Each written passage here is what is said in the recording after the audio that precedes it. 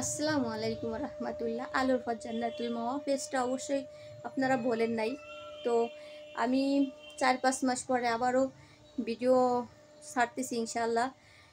তো কিছুদিন আগেই রমজান মাস গেল আমাদের মাস থেকে, আলহামদুলিল্লাহ। এই রমজান মাসে আমি দেশে বাড়িতেই তো ছিলাম। তো ঘরোয়া তালিম সবসময় আমার ইউটিউবেতে যেরকম আমি ভালো ভালো কথা বলে ছাড়ি, তখন বাংলাদেশে আমি বাড়িতে আইসেই আমি 1 মাস রোজার 1 মাস ঘরোয়া তালিম করতেছি। 14 রোজা। আমি সংক্ষেপে কথাগুলো বলতেছি। আমাদের বাড়ির সামনে বাড়ি, আমি প্রত্যেক দিন নামাজের নামাজের তাকিদ দিয়ে থাকি যে নামাজ শিক্ষা, কিভাবে নামাজ পড়তে হবে, শুদ্ধভাবে ওযু করা, পবিত্র হওয়া, গোসল করা, ওযুর নিয়ম, গোসলের নিয়ম, পবিত্রতা থাকতে হবে সবসময় জন্যে। এই নামাজের শিক্ষা দিচ্ছিলাম, আর তার পাশাপাশি কিছু হাদিস কুরআন থেকে ভালো ভালো কথা বলতেছিলাম। তো এইভাবে আমার 14 রোজা যখন হয়ে যায়, 14 রোজার একদম 14 রোজা যেদিন হয় সেদিন সকালবেলা একটা 7 থেকে 8 বছরের একটা মেয়ে এসে বলতেছে, আন্টি আমাদের উপরে একজন মারা গেছে, তো কালকে মারা গেছে, তাই এখনো গোসল করানোর কোনো লোক পাচ্ছে না, তুমি কি গোসল দিতে পারবা?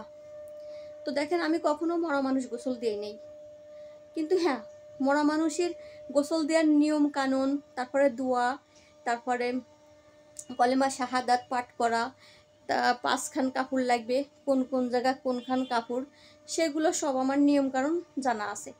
তো আমি গেছি, আমি যে বাড়ি আমার ফড়ারেই থাকে সেই বাড়ি বাদ দিয়ে আমি মরা বাড়ি গেছি। যাই দেখি কি, অল্প বয়সে একটা বউ মারা গেছে, অসুস্থ ছিলেন, কিডনি সমস্যা। তো কালকে মারা গেছে, আজকে 10টা পর্যন্ত পড়ে রয়েছে। যখনই তার বললাম, আমার এক রোকন আপা, তিনি জামাতে ইসলামের রোকন আপা, দেখি কি ওইখানে রয়েছে একা একা, উনি ধরবে না, বলছে 60 জন লাগবে গোসল করতে। তো আমার এক খালাম্মারে রাখলাম, আমি গেলাম, রোকন আপা আর আরেকজন। তো দুজন আমাদের হেল্প করতেছিল, রোকন আপা আর আমি খাটলা নিয়ে যাব গোসল করতে, মশারি টানাইয়ে সব কিছু পানি টানি রেডি করে মশারি টানাইয়ে খাটলা নিয়ে, লাশের খাটলা নিয়ে যাব গোসল করাতে। লাশের খাটলা ধরতে না ধরতে বিশাল এক ঝগড়া বাঁধে দিছে মহিলারা, বলছে হানাফি আর মুহাম্মাদি। তো হানাফি আর মোহাম্মদী বইলে বইলে বিশাল তর্ক বিতর্ক শুরু হয়ে গেছে। এখন এখন কি করব? পরে আমি একটু চিল্লাই উঠলাম, চিল্লাই উঠে বলতেছি, কালকে গেছে মারা এলো এই মেয়েটা, মহিলাটা, আর আজকে পর্যন্ত ফুলে যাচ্ছে, আর এখন হানাফি আর মোহাম্মদী তোমাদের টান পাড়তেছে, এতক্ষণ না গোসল করায় রাখছো কা, কাপড় না পরায় রাখছো কা? এই নাকি একটা দিনে একটা ইসলামের পথে আসি কিনা তাই দেখো, আমরা মুসলমান কিনা তাই দেখো, আমাদের ভিতর কলেমা আছে কিনা তাই দেখো, আমরা কাফনের নিয়ম, কাফন কিভাবে পরাতে হয়, গোসল কিভাবে করাতে হয় সেই নিয়ম কারণ জানে কিনা তাই দেখো। কিসের জন্য হানাফি আর মুহাম্মাদি বাগাবাগি আসতেছে?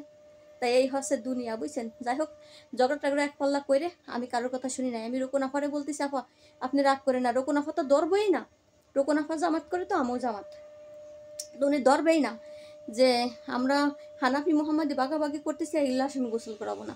পরে আমি অনেক অনুরোধ করে রোকন আফারে দিয়ে ধরালাম, আমরা ধরে টরে মূলত আমি আর রোকন আফাই গোসল দিছি, আর ওই দুজন যে আছে উনি আমাদের হেল্প করতেছিল।